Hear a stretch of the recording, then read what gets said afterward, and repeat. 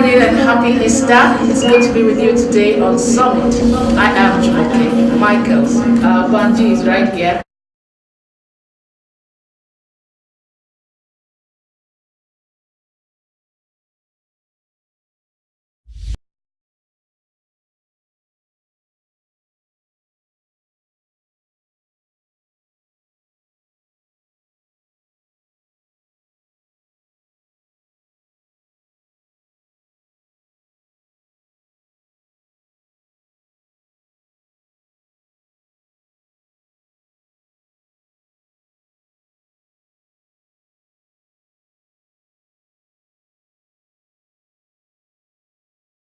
Sorry for that break due to some technical issues here in the studio. We deeply apologize. Whatever it is, either technical or whatever, we will enjoy as much as possible the Easter Monday. Oh yes. I believe after this program, we're going to the picnic. Oh no, I'm going right back home. Oh, right back home. Yes. I thought this was the festive time You know that after resurrection. actually a long holiday, and then when you find time to rest, you grip it with both hands and just lay low and just rest your head and get your acts together. Then my heart goes out there to the government and people of Sri Lanka. Yesterday it was a Black Sunday. For that, over 200 people lost their lives due to the activities of those who, how would you describe such people? It's a really sad bombing the churches, hotels and everywhere. It's really, really sad. And nobody has actually come out to claim responsibility for that. What would have been behind this? On the day that people were actually rejoicing, celebrating.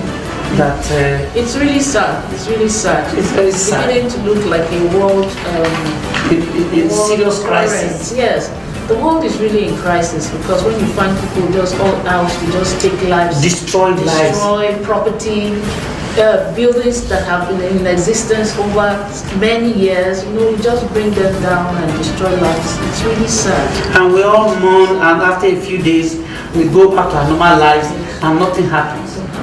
It's really sad. Well, back home in Nigeria also a lot is happening. The 9th National Assembly struggle is still ongoing, and issues of killings, even in Nigeria, it's still happening right here in Nigeria, and the issue of insecurity is still escalating, and the governors are putting bad governance, misgovernance, and all sorts of maladministration going on across the country. But we're actually discussing at this time because we are transiting to another government. That's come May 29. And this is the right time to actually ask, make sure the governments are well positioned. I know there have been several transition committees in various states. Working towards smooth transition and good government. Have you noted for that, the sake of our people? Have you noted that some of those transformation committees actually have like 70, 100 members, 200 members in the transition committee? What are they planning? What? Why? Is it a step towards appeasing? Maybe the more the merrier. And they've assembled everybody representing various interests. For instance, in Ogun State, we have the main committee, the transition committee, and we have work groups. About 5 or 6 committees, work groups. So let's just hope that all this will actually translate into good governance come May 29. All right, well, we have coming up with so many issues on the summit this morning, all national issues, and we want you to sit back and enjoy the program this morning because it's going to be very, very informative. You should tell them why it's going to be with it. Yes, with the caliber of guests we have on the program today. Someone who's right there in the scene. Who has gone around. Yes, he actually knows what is happening. Maybe you'll be able to talk better. Yes, somebody who has actually been in government as a former deputy governor, Ogun State, and has risen to the National Assembly, a member of the 7th National Assembly. And he has actually had it all. Somebody who has spent over 3 decades in real politics and as active member of various governments. So he's actually in the right position to tell us, are we getting it right as a nation?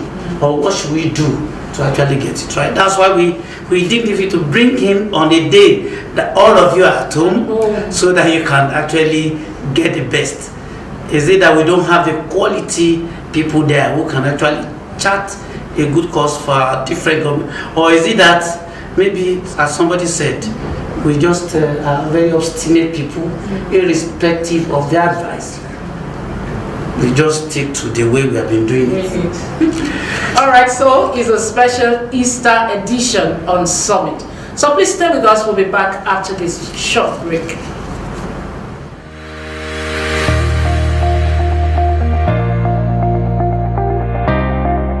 My good people of our dear Ogun State, I extend my warm felicitations to each and every one of you on this occasion of Easter celebration, particularly our Christian brethren. Easter is significant in many ways.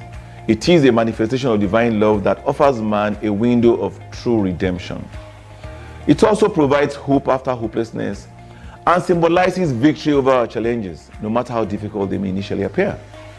Above all, Easter depicts the awesomeness of God. Christ's message of peace, love, and universal brotherhood of humanity is particularly relevant to us as a nation and in Ogun State in particular. There cannot be sustainable development without peace, equity, fairness, and unity. These are the kernel of my campaign manifesto with the central theme of building our future together. We have demonstrated a strong commitment to these values in some of the steps that we have taken so far, even as we are still in the transition period. Let me reassure you that the philosophy of inclusiveness will remain central in the new administration.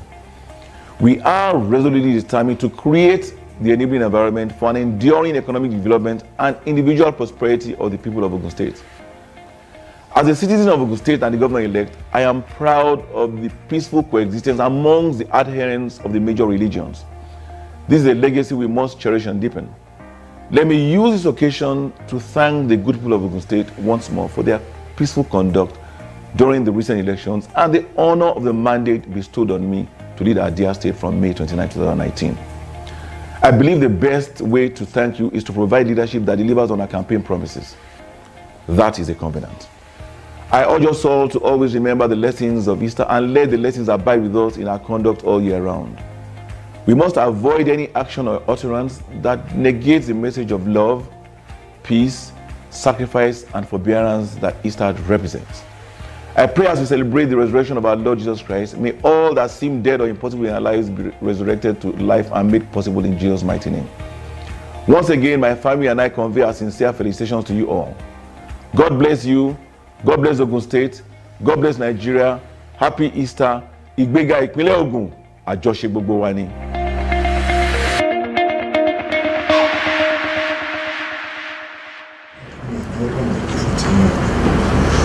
Thanks for still being there. So that was a goodwill Easter message from the governor-elect of Ogun State, Prince Dr. Abiodun. All right, now to today's discussion. We have joining us on the program. Banji has already done a good job of introducing and letting you know who this person is. And it's the person of Senator Adegbenga Kaka, and All Progressives Congress chieftain, Ogun State. You're welcome, sir. Thank you very much. Thank you for joining us this morning. Jumoke, if you allow me, it's not just the chieftain in Ogun State. He has become a national. No, you have already chieftain. mentioned. Yes. You've already mentioned some of those. Yes. A chieftain of APC, All Progressive Congress, in Nigeria, based on his contributions. It's a pleasure, sir. My pleasure. You're welcome. Happy Easter to everybody at home. Okay. We are at the verge of starting another, that means more or less the transition period. At the National Assembly, just as Jumoke said, the struggle is on who emerges as the leader in both houses. Senate President, Deputy Senate President, House of Representative Speaker, House of Representatives, and the Deputy Speaker, House of Representatives. And it's been a serious struggle. The two leading parties, All Progressive Congress and PDP, People's Democrat are actually also laying claim to the leadership of the National Assembly. But of course, APC is saying, your party is saying that this time around, they are not ready to share the leadership positions with the opposition. They are in control. What's your, so far, what's been your own reaction to this struggle, sir? Well, the struggle could be said to be imaginary because it's uncalled for. Assuming that there's no clear-cut majority, then it's another kettle of fish. But this time around, the outcome of the election evidently put a party in clear majority with 65 in the Senate, for example, out of 109. I wonder what interpretation the PDP or any other person for that matter wants to give to what is happening right now. When you have a majority party, there are majority positions that should be filled by that party. Then the minority parties, one or as many as possible, we have to battle with the available position meant for the minority, for the minorities in each of the houses. For example, you will have the minority leader, you have the minority whip. And in case of the majority, they take charge of the Senate President, as the case may be, the Senate Deputy President, and of course, you have the majority leader. Would they contest the majority leadership position? Would they contest the chief whip position for the entire house that is to be produced by the chief whip, by the majority party? So what they are trying to do, they are just dreaming and trying to smart from what happened in the 8th Senate, thinking that they can repeat the anomaly. You mean People's Democratic Party? Yes. So right now, out of the available positions, 10 in number, 6 clearly meant for the majority, and 4 clearly for the minority. So if they want to go roguish, they are free to attempt it. But this time around, the APC is on top of the game. What about the party's position? What they are doing now, well, that's what I'm saying, that they are on top of the game. They have invited the elected members of the House, elected members of the Senate, meeting with the executive, ably led by Mr. President, and the party, ably led by the party chairman, Madam Sochiomale. So the constitution of those 3 arms makes what we call legislative caucus meeting. So they now have a caucus that will decide on who is representing the party at the 2 houses. So if in the wisdom of the party, they decided to say, okay, by consensus we are picking somebody, so be it. But is that a constitutional arrangement? Constitutional, is that it right? It is the norm, and it is constitutionally allowed. You can imagine that in America, for example, Pelosi happened to be the speaker when they were in majority, and when they lost the majority, she stepped down to become the minority leader. And immediately they won again, she came back as the speaker. So in this case, we have our party, and what decision is taken, even if we have 4 or 5 members of the same party who are interested, they can easily call a meeting, then try to sort out things, reach a consensus, and failure of a consensus, there will be shadow election within the same family unit as a party, and they will pick one. Whoever is voted in becomes an automatic candidate. Was that what happened in APC? Was there a shadow? Because we are aware that even though the party has actually taken a position on who should emerge as Senate president, there are other vested interests. For instance, Ndume has come out strongly and is being consulted, and he is the right person to actually assume. Was there a shadow election? Was there consultation? Because he said Ndume is challenging the party whether there was any consultation before taking the position on who should emerge. There was caucus meeting, not just consultation. Caucus meeting means deeper, has deeper meaning than consultation. Consultation naturally precedes caucus. So within the party, there are bound to be different interest groups. So you have your candidate, I have my candidate, she's having his own, our own candidate. So at the end of the day, we come forward, we come together as a family and said, okay, fine, who is going to be? The parameters are set. We look at the exposure, the experience. We even respect the federal character principle if need be. And that was why somebody from Katsina cannot be made the Senate president or the Speaker of the House, because the president comes from there. So the whole thing, there are so many considerations we put together. But if at the end of all those considerations,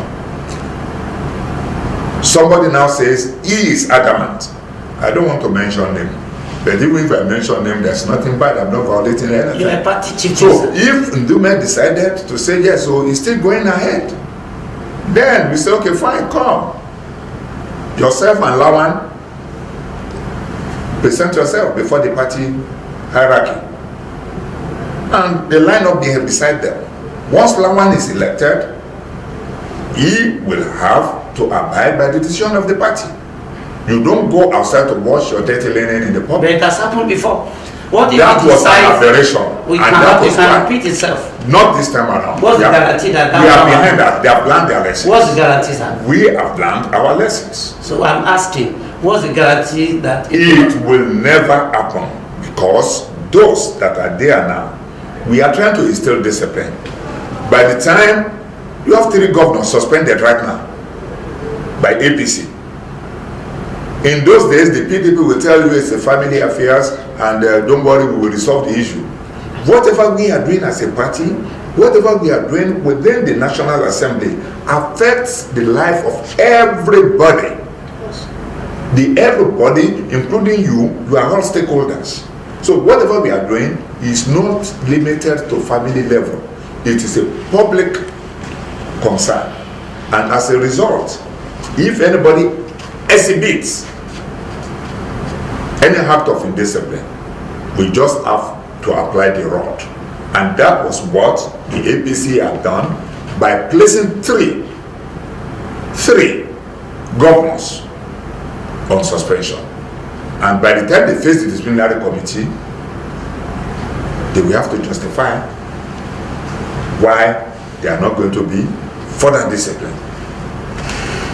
Jumake, you and I know that in the last 4 years, the executive has always come out to say publicly that the reason for the slow pace of activities and even slow pace in governance is because they have not received the needed cooperation from the National Assembly, particularly the Senate. This part that we are trading, sir, would they actually give us the kind of synergy that should exist between the executive and the Senate president? By the grace of God, what needed to be done is for each arm of government, including the judiciary, to respect the principle of separation of power and to be conscious of the fact that that principle does not make any of the harm of governance to be an island unto itself. It is like a system. Whether you talk of machine, the car you ride, or any other machine for that matter, all the paths we have to walk to precision in order to give the expected results. So in which case there is interrelatedness. That interrelatedness is having as a focus the human, the citizens, that ceded their mandate to those people that are representing them, including the judiciary. So all of them, if they are patriotic, they must walk on the same page. When Mr. President is talking of anti-corruption, and both the legislatures and the judiciary must necessarily key into that agenda, it is then we will know that the three arms are serving the interest of the common man. All right, well, let's take this video so that we'll feel more of his heartbeat and know his mindset towards governance in Nigeria. We'll take a short video and then we'll return back to the studio for more discussion.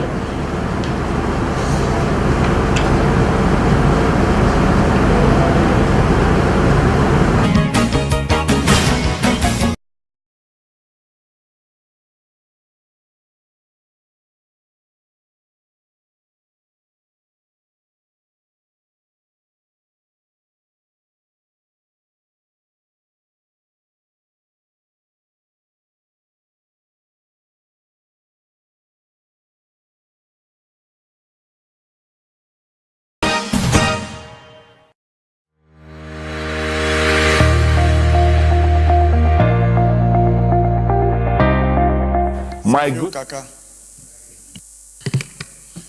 Thank you, Mr. President. Adegbenga Kaka, Senator representing Ogun East Senatorial District. My distinguished colleagues, I'm also rising to support this motion, but with a pinch of salt. It is true that our democracy actually stabilized in the last 15 years. But like any human life, we have to pass through a normal curve, which normally starts at day old. And it is expected in a life curve, a normal curve, we start from zero, we rise steadily to the peak and stay as long as possible at the peak before the natural descent. I want to believe that 15 years in the life of a nation is long enough for us to have actually get to the peak. Unfortunately, we are far from the peak. Much as we can acknowledge the fact that democracy has come to stay, the democracy we are trying to celebrate does not tell us to kill the dignity in labor. But for reasons best known to us, we have actually wiped out the dignity in labor in this country. And that's why we have unemployment everywhere. That's why we have corruption everywhere. A situation whereby an engineer, a job meant for an engineer, is given to a carpenter or given to a cleaner who will later rehawk that particular job is exceedingly bad enough, and it's actually hampering our good development to get to the peak. Mr. President, we know that in this country, the pyramid has the apex. We have the middle portion, and of course the base is there. Socially speaking, anybody at any level of the pyramid can exert influence. But in Nigeria, everybody wants to be at the apex. We want to be at the apex because of corruption, because of nepotism, because of favoritism, and because people don't want to work and yet they want to enjoy the good things of life. It has led to the debasement of our value system, to the extent that all the cultural value that we are known for, we have actually debased them. Our concern under the current democracy should be, how do we recover our value? How do we rediscover our value? How do we get our youth to work? And how do we get them to put their destiny into their hands? We have a national confab going on that is supposed to determine the future of this nation. In the national confab that we have right now, the current average age of that national confab is about 70 years of age. I wonder whether they are planning for their reincarnation, or they are actually planning for the youth who are wearing the shoes and knows where the shoe is pinching most. One would have expected such a national confab to have people average age of between 30 and 40, because they still have a long life to live, and they want to determine how their own life should be, not those who are already at the tarmac, determining what the life should be for the younger generation. We have a lot of things that are not being done the right way. For example, the whole world knows that the hero of this current democracy is MKO Abiola. For reason best known to us, we refuse to recognize that fact. June 12th was supposed to be the actual democracy day. We refuse to recognize it. And when we don't do the right thing at the right time and the right way, we may indirectly be incurring the wrath of God. We need to move closer to God. It's not enough for us as a nation to say we are religious. Welcome back, and thanks for still being there. We still have our Senator Adegbenga Kaka with us in the studio. Now, you made that speech when you were in the minority and when the People's Democratic Party was in power, and you expressed your dissatisfaction with governance at that time. Do you still feel the same way you did then now? Of course, yes. With the present government? APC led. Sure. We still have a long way to go. That's the truth, and nothing but the truth. Yes, Mr. President is trying his best. The party is up and going. But as we are moving away with the Niger Delta militants, what do we have? We have the Boko Haram. From Boko Haram now, we now have Zamfara.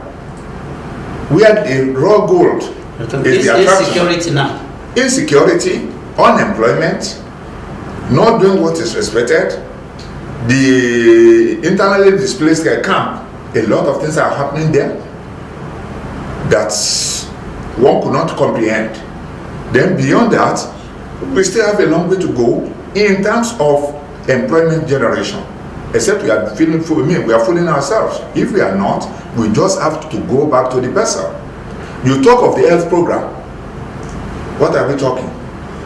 Up to now, the health sector, we still rely on foreign donors for the immunization.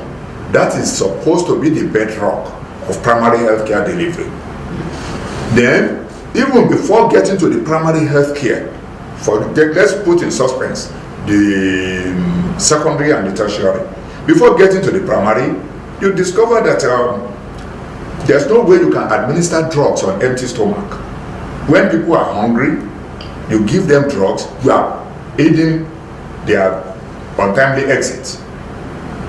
So you just have to provide food for the people. You have to provide them gainful employment that will bring about the much needed peace, and we cannot talk about unity thereafter.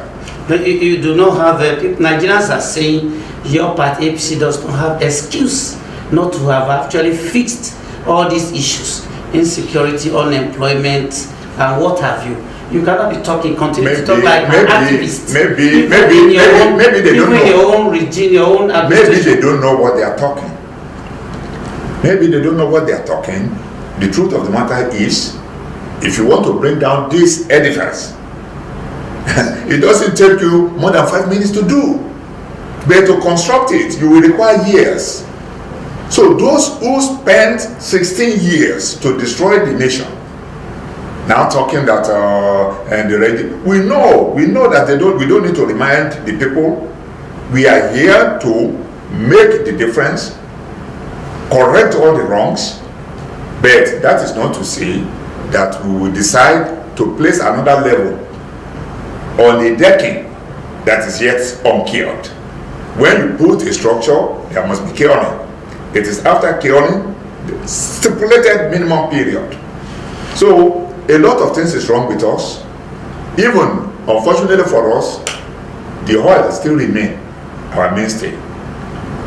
If you listen to what I was saying there, our people don't want to work. There must be general attitudinal change. So if anybody is thinking that, okay, a miracle should happen, no miracle will happen. Mr. President even said that we should expect a tougher time, because you take a patient to the hospital for an operation, it's not going to be a tea party. The youth you are actually advocating for there, in that president at the 7th National Assembly, have they actually lived up to expectation? Do you think they are ready for leadership responsibility? Have they actually assured you or convinced you that they can do it better? Well, they don't need to convince us. We, as responsible father, as responsible leader, we should be able to fathom out what is best for them. We should be able to reorientate them. We disorientated them. We are the one that disorientated them. You and me. I can say it, maybe I don't know of you. I had the best education. Things were good. The whole thing started crumbling the day we demonstrated for Ali Must Go. I was in my final year in 1978. And I abandoned my project, preferring to fight for the democratization of education. Because we believe in it, and we felt that those coming behind must be provided with a better opportunity than we gave. But now we are not providing the opportunity. What are we having? The elites, they want to build university. They want to build model college that will be charging extraneous. Oh, you are already speaking because you are aware that another university is in the offing now. Aisha Buhari has actually said he would. It is wrong. It is for her husband. I'm sorry, it is absolute nonsense. It is absolute nonsense. One, you build a university, probably they will take charge of 1,000 or 2,000 at a exorbitant rate that will exclude many middle class, not to talk of downtrodden. Then the one meant for the generality, the public institution, we are abandoning it. The money meant for that institution, the so-called model or the new university, it will go a long way in rehabilitating all the existing ones. We can make a University of Ibadan, an ABU, we can make them, expand them, put the necessary infrastructure, put the necessary instructional materials, the lecturers, instead of producing 3,000 or 4,000 graduates, we make them to produce 20,000. So what's the justification for saying you want to put a new one that will produce only 2,000? That will just be additional 2,000. What about even using these monies, if they are so available, to even form a kind of educational basis for children in the IDP camps? Because we hear that those children are not even in school, no teachers, no books, that is what I'm saying. Children in that in those areas? Sincerely, I believe in democratization of education. I am a product. I went to public school. I went to public primary school, public secondary school, public university. My children passed through the same stages. In my own case, my daughter was promoted. I withdrew my daughter from Navy school or job when I realized that the utopian life they are trying to live there will not help my daughter. I withdrew her, took her to Mayflower School. They said, oh, it's not good, she can't go to Form 3. I said, I would prefer her repeating. Go and learn how to use your hands. So this thing is so straightforward. I'm not saying the elites, if they have their money stolen or whatever, or through hard work, spend it the way you like. But we should make sure that the public school must be such that is more attractive than those private schools. If you look at the amount of money being paid to teachers in public school, it is about 5 times that of the of the private school. And yet you have people, even the teachers in the public school, who are handling level 16, level 15, not having confidence to retain their own children in that same school.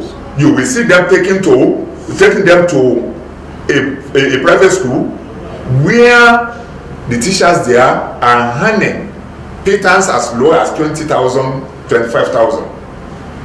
So it is a paradox that cannot be explained. Along that line, sir, you are aware that it took years before the current minimum wage was actually signed into law last week. On the basis of the fact you've just made, those who are actually working for this country are not earning enough. I mean, a living wage. Even 30,000, I still being questioned whether it's sufficient. But vis-a-vis, if you place that, just oppose that with what is earned in the National Assembly, of which you are part of.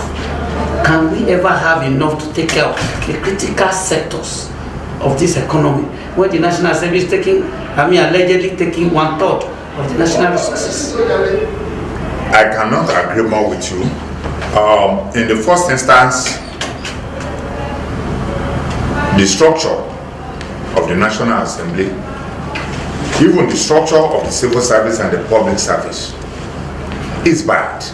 The restructuring we are talking about is not just cosmetic. It is such that must get to the root of all our maladies. One, if there's need for us to go unicameral, so be it. Okay. What are we doing with bicameral? Then if there's need for us to say, okay, with our reality, we are declaring a state of emergency for the nation, and as a result, National Assembly, State House of Assembly, everybody must be on part-time basis, so that we reduce the money being expended on all those overhead and recurrent expenditure. Because what we have, those who crafted it thought that those who are going to be in National Assembly will be carrying out a lot of research, will be doing a lot of things that will bring benefits to the people.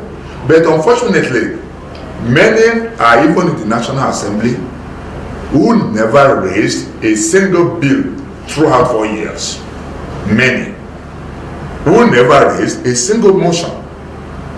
So, and we make all of everybody to hand the same money. Is there a minimum number of attenders in 4 years for any senator or House of Rep? Well, of course. I mean, it has to be minimum of 180 days. No, I mean for those who we always see empty attendance. I said minimum of 180 days. Okay. You must be seated minimum of 180 days. So, but somehow the indiscipline within the system makes strict adherence to rules sometimes being overlooked. So we have a lot of things wrong with us, and there's no way we can discuss everything. In the National Assembly too? National Assembly, the executive, the judiciary, and of course the private sector. You know what's happening in the private sector. The corruption is everywhere, even in our respective homes. So real attitudinal change that will make us to go back to where we are coming from. Yes, we want to copy the foreign powers, the developed countries, provided we can domesticate whatever is the policy attraction from those countries. If we cannot, let us localize our mission, our vision, and go at our own pace until we get to their level.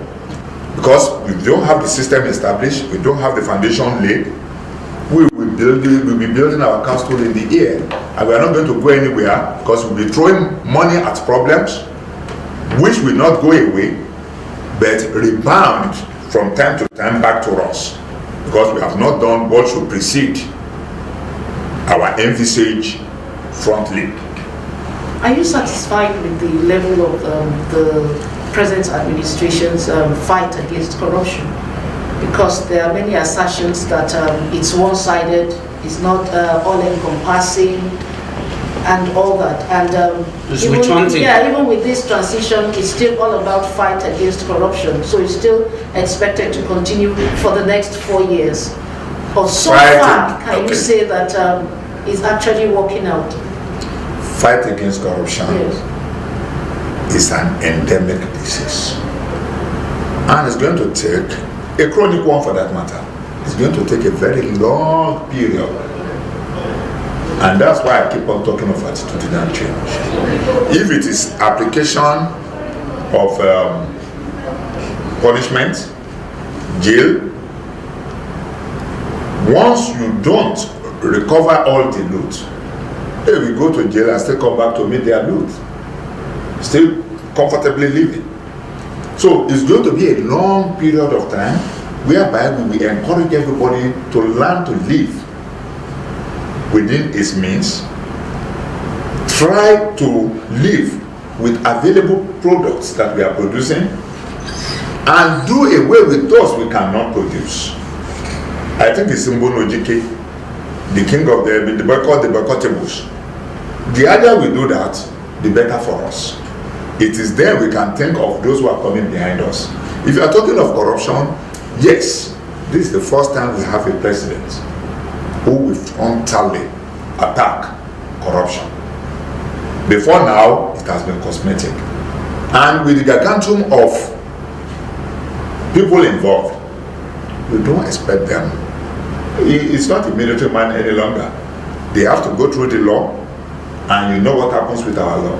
You have not fully addressed that question. Yes. Because those who defected from, who used to be part of P and defected to APC, have kind of got safe hands now. Nobody asked. So it appears. So how long do we have to wait? Those that were jailed, some of them left over 8-12 years ago. So the records are there. We may be in a hurry, but the truth of the matter is that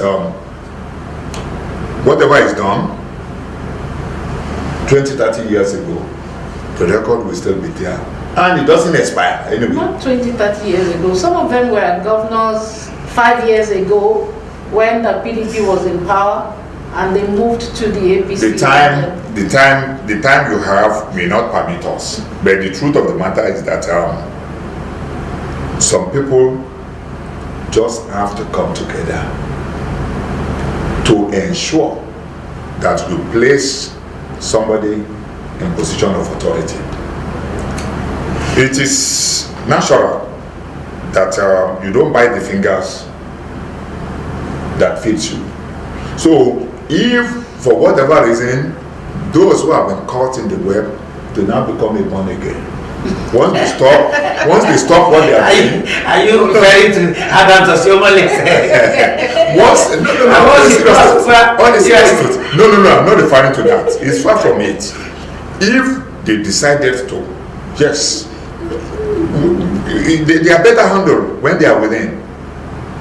By so doing, if there are allegations of wrongdoing, you can confront them within, then make them to regurgitate whatever they have swallowed, and then you move on.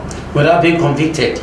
You convict them. It doesn't matter the fact that they belong. How many of the APs have been convicted? Listen. Where white CJ has just been convicted. The one in Jos, Gary was convicted, and he moved finally to APC. And you cannot tell what is going to happen from June 29. In the next administration. From June 29. I'm not a prophet. I don't have any crystal ball, but nobody can guess what will happen. Okay. So we are only hoping for the best. All politics is local, so it's said everywhere. In Ogun State, where you come from, you are currently a member of the Transition Committee, and there is a long list of those who have served on various platforms, PDP, APC, and other parties. How, as somebody who is a grassroots politician, how well would I actually help the incoming administration? String bedfellows, everybody brought together to give a kind of blueprint for the incoming administration. Would that actually help? By the grace of God, it is bound to help. Bound to help by fostering unity of purpose, so that we are from party A, B, C, D. You have an idea. We don't want to jettison anybody's idea. My own idea may be superior to you or superior to yours. But when we now come together, we can dot the I's, cross the T, and get the best for our people. Only the best is good enough for our own people. So if you continue to say that, okay, you are the best, you are the best, a little from here, a little from there can make your best better. You don't mind my grammar. So the truth is, bringing them together will first of all put everybody on the same page. Just like I talk about the three arms of government, that they must be on the same page. If you agree that, okay, fine, all the parties, let us come together. This is our state. Success of the administration means the success for everybody. And if there is any problem, the problem affects everybody as well. So when they come together, bring whatever they have, we compare it and contrast with what we have. Anyone that is useful there, we incorporate. Anyone that is not useful, we jettison. So that we present the people with the best. So those who are in the transition committee, the work group are working. By the time they finish, the transition committee is only 23. Like the work groups? The work groups are there, and the work groups, they have the right to invite as many as possible from outside. Anybody that can bring goodwill, anybody can bring value into the job they are doing, sectoral basis, on sectoral basis, they can invite them. It doesn't matter whether the thing is coming from you or coming from her. Once you have tabled it, we move on. Yes, once we have something to offer, we get the thing done. And nobody is being paid for the job done anyway. That's a very good one to get at good governance. It's inclusiveness. Yeah. Thank you so much, sir, for taking our time to be part of our program this morning. Thank you. We wish we could have 2 hours. Well, if you have 12 hours or 24 hours. Thank you, Senator Adegbenga, Kaka. And thank you, viewers, for watching. We'll see you again on Wednesday for another edition of the program. I'm Jumoke Michaels. And I'm Banji Busari. See you again on Wednesday. Bye.